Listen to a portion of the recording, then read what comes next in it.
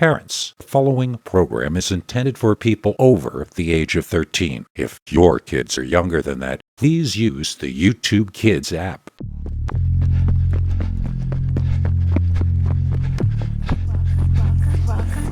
Welcome to Scary Stories, the channel that tells you scary stories. Peter Bernard's Scary Stories for Adults.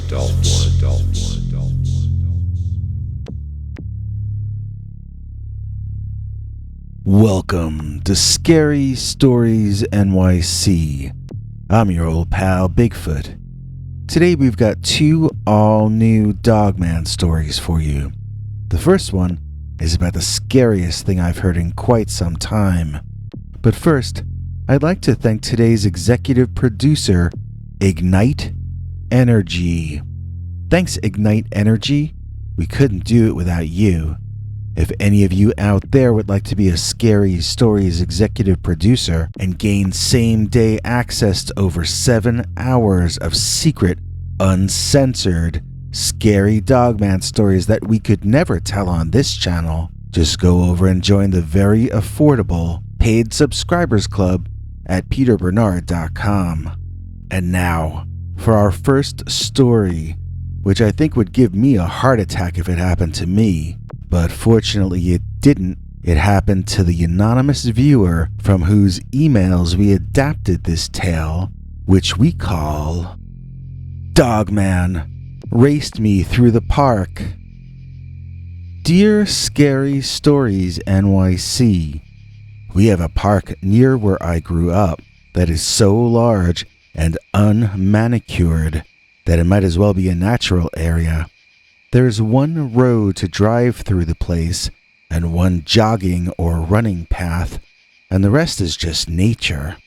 Because we call it a park and not a wild area, I foolishly thought it would be a good idea to run through there alone in pursuit of exercise. Don't worry though. The Dogman was there to correct my mistake. I grew up in a family of brilliant but flawed people. My brother Ken was a brain.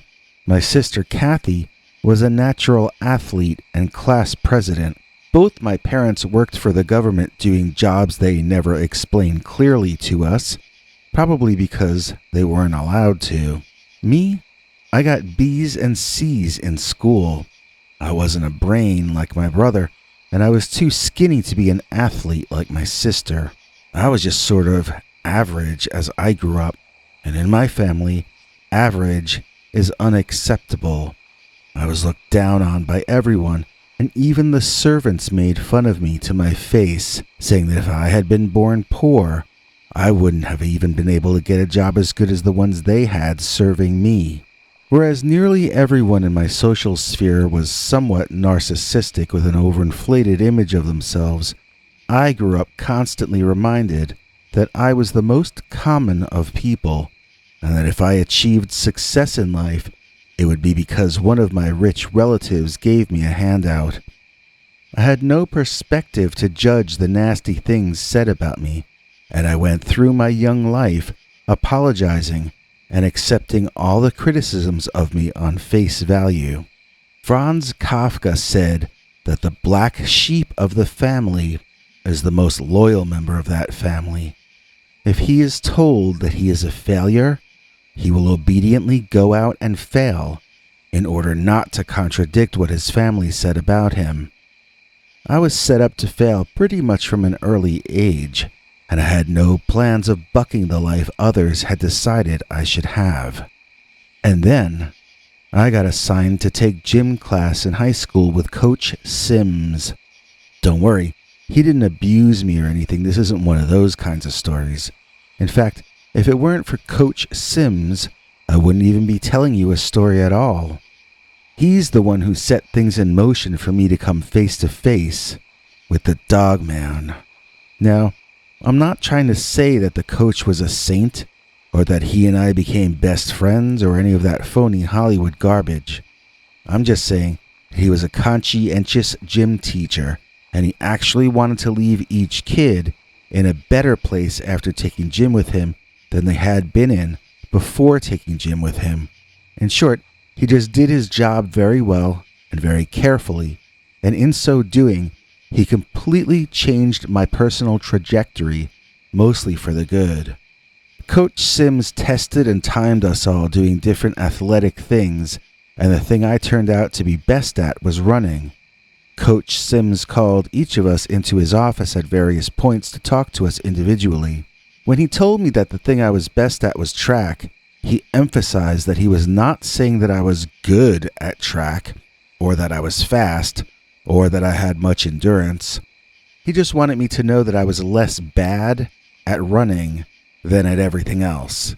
He suggested I run every day and told me that if I did it every day, eventually I would actually become pretty good at it.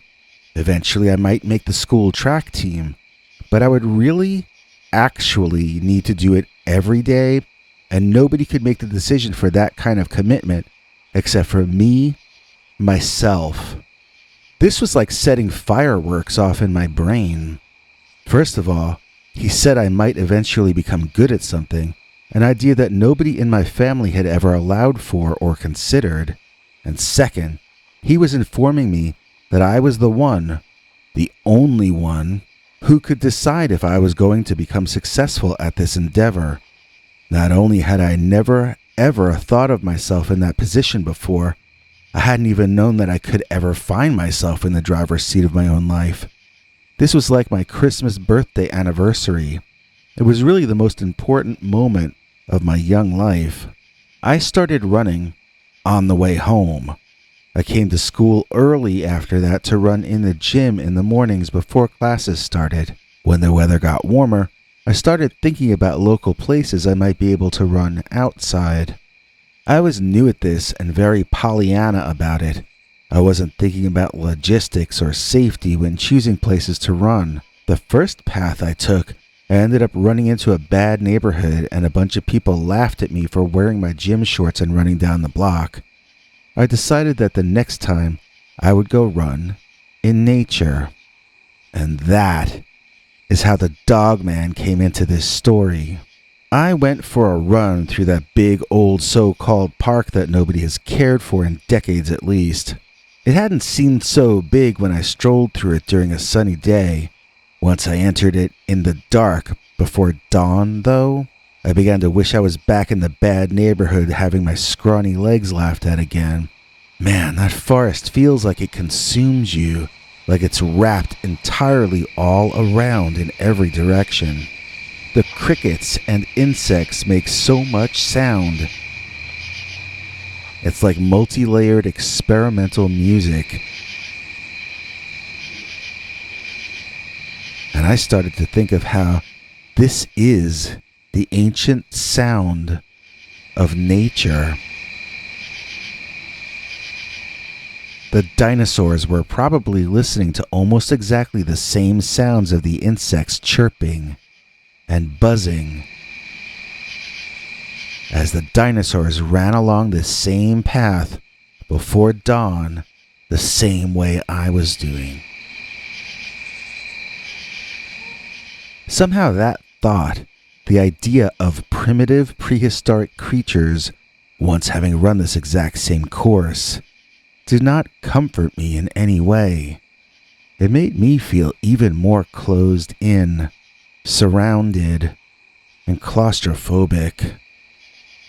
Soon, I became aware of the sound of another runner coming up behind me. I could hear his footsteps. I could hear him breathing. He sounded like a big man and taller than me as well. I wondered if it were another runner like me or if it was someone who meant me harm in some way. I was scared to turn around. I was afraid of what I might see. It was probably just another runner. I was probably getting afraid over nothing. I should just turn, smile and wave, then go back to running. That made sense to me, so I plastered a smile on my face, turned around, and prepared to wave in a friendly manner. What I saw wiped the smile off my face. I was looking behind me and up expecting to find a man taller than me running there. But where I looked, there was no face of a man or anything else. Way up there in the sky, I saw a hairy, or I should say furry, chest. Well above that, I saw the head of some kind of wolf-like or dog-like creature. This was a sort of a prehistoric dog that ran upright on its hind legs, just as I was doing. This literally was the prehistoric creature who I had imagined running there, the same that I had just been describing to you. I wondered at once if this were a sort of archival human memory of what once lived on this land. Could this be the memory stored in stone that some fringe theorists suggest? Or was this a large, carnivorous, and uncatalogued predator who was about to have me for an early breakfast? Not really caring about the answer, I turned back around and ran faster. I ran for my life. I ran for speed. I just ran. I could hear the dog pacing me. I was giving it my all, and he was keeping up, but he still didn't really seem to be working very hard. I slowed down to a more manageable pace, as I could tell this Dogman had the ability to overtake me whenever he felt like. I had to hope he was only chasing me out of curiosity, in the way a dog might chase a car, and that if I could manage to get out of the park before he became agitated, I might get out of this in one piece. If he was running after me to tire me out, then I had to make sure I paced myself and didn't slow down or give signs that I was weakening. And so, that's what I did. I ran at a steady pace. I focused as much as I could on my breathing, and I kept my eyes on the path in front of me, looking for stones or anything I might stumble or trip over. I also listened, hearing the beast man running behind me and the forest enveloping us both. What a strange moment in time, me running quietly, being paced by something bipedal, but not human. Would this prove to be the final chapter in my story? Or would this turn out to be an amusing anecdote for me to tell online years afterward? At that moment, it seemed as though it might go in either direction. I was feeling tired out, but I think it was more due to how much energy it took out of me to be so afraid and so worried than the actual running, which I had become fairly used to by then. This run was far more tiring than a normal one due to the confusing and terrifying presence of the Dogman. I was beginning to zone out. Although a check of my watch showed that I was right on schedule, it felt to me like this run was taking 10 or 12 times longer than it should have been taking. Off in the distance, I saw a runner, like myself, but a bit older, running in my direction.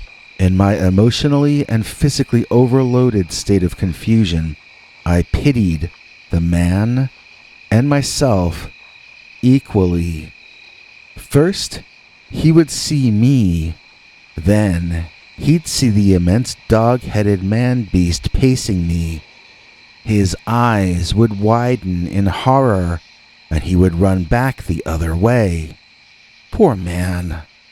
Of course, that would leave me defenseless for the rest of the run. Poor me. Honestly, that was the pathetic way I used to think in those days. What actually happened was, first, the guy saw me. Then, he smiled.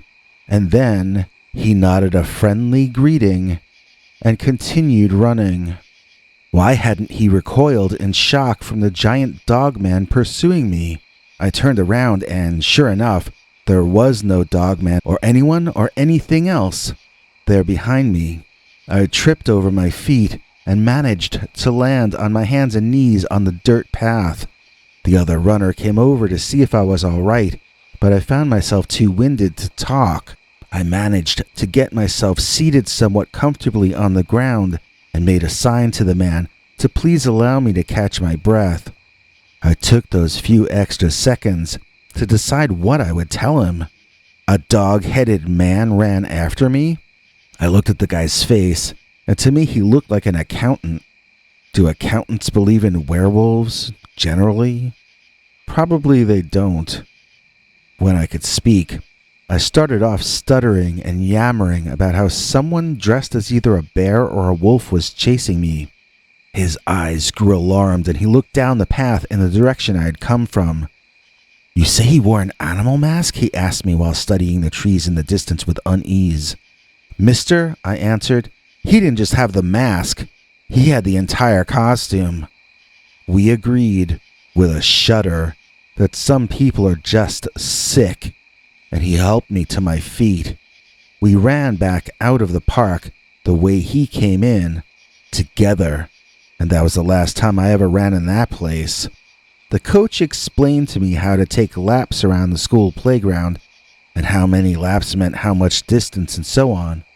They have actual running tracks there now, but back then, it was all just one big black tar playground that was used for softball, baseball, basketball, track, handball, tennis, and probably other things I'm forgetting. The point is that for the rest of high school, I did my exercising inside the chain link fences of the school grounds. I remember gazing out through that fence at the woods beyond, and a shiver went through my entire system at the thought that the Dogman could be right there, right across the street, right behind one of those trees. But it was not the sheer horror I had felt when I was on that side of the chain link fence on the morning that Dogman raced me through the park. Italian food Dogman. Dear Scary Stories NYC, I have a Dogman story that goes back to probably before any of your listeners were born, or at least most of them. This is a story my parents told me from way back before there was a word like Dogman, as far as any of us knew. Both my mother and my father told me that back when they first got married, and Grandpa bought them their first tiny little home back in the woods, they had an antagonistic and terrifying encounter with some kind of a dog-faced boogeyman. They never gave it a name as such, which I'm grateful for.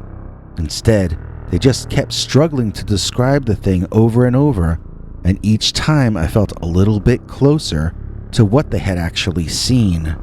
If they had just called it a werewolf or a dogman, then I wouldn't have had as vivid or well described a story to remember for you. The house that my mother's father had bought for the young couple was, as I said, back in the woods away, and in those days nothing was around for miles and miles except for this one Italian restaurant over by the highway. When they first moved there, the young couple would take a shortcut through the woods to and from the restaurant when visiting it, although they had to stop that after a while and drive to the restaurant instead, because in those woods between their home and that restaurant, there apparently lurked a dog-headed, missing link of a creature. It was on the way home in the dark from a night of merriment at the restaurant that they encountered the monster in question. They were walking home with a doggy bag of something delicious, and apparently that dogman smelled them out. Soon, he was behind them on the path, making at first whimpering, then soon impatient, snarling, and growling noises. Both of them grew frightened, since this thing walked on its hind legs like a human and towered over them. In fact, both of them thought that's why this animal learned to do this trick, to frighten everything else in the woods. Standing up like that, according to what I was told, the creature was even taller than a bear. Contrary to most of the Dogman stories I've heard from more recent times, this one was supposedly colored sort of like an orangutan, more golden colored than brown or black. Instead of being camouflaged in the forest, he would have kind of stood out. Maybe he only came out in autumn, I don't know. According to the version of the story that was handed down to me, the creature had long arms, as much like a man's as like an ape's, but nothing like the front legs of a dog. It had back legs that seemed shorter in proportion to its body than the legs of a man might be, but those legs were still longer and taller than my parents. I don't remember if they gave any details about those legs, so I really don't know if it had legs like the back legs of a dog, or if it had ape-like or humanoid legs either. Likewise, no description of the feet got passed down to my generation. The front legs, or arms though, were described as being covered in that orangey golden fur and ending in long sharp claws that appeared as though they could slice you up like a loaf of bread. The description doesn't really make it clear if the claws were more like hands or more like paws, but since the arms were described as being like an ape's, possibly we're meant to assume that the paws were at least somewhat hand-like and possibly even had opposable thumbs. In either case, the face was described as very much like that of a canine, either a wolf or a dog. It was not spoken about as a long-snouted ape or anything of that sort. It was a dog face or a dog head. The nose of a dog is nothing like the nose of an ape, so I'm assuming this thing had the ears and nose and mouth and teeth of a dog, in spite of its otherwise simian appearance. At any rate, the doggy bag from the restaurant became a literal doggy bag on that night, as they left the food for the creature and ran the rest of the way home. As most of you who have lived with dogs can attest, a lot of dogs like tomato sauce. And so, the answer might be as simple as that for the Italian food Dogman. Hey, it's me, Henry Lee Dogman, here to thank those of you who support all of us here at Scary Stories NYC. It really helps us if you click like, and if you forward our videos or leave cool comments. If you can, it helps us even more when you let us share our 25-episode and growing collection of uncensored, scary Dogman stories with you by becoming a paid subscriber at peterbernard.com. That's right, join our monthly club and get 25 stories right off the bat, each of them wilder than what we're allowed to tell you on this channel. Then, each Sunday, get another new scary story, usually a Dogman story, but always uncensored and secret, available nowhere else on the planet. Please consider joining us today at peterbernard.com and keep the scary stories coming. Thanks, everyone. If you enjoyed this, please click like or consider subscribing. Remember to click the bell icon or you won't get notifications. If you want to listen to Bigfoot's secret uncensored story each Sunday, just go to peterbernard.com and become a paid subscriber. See you tomorrow. Same dog time, same dog channel.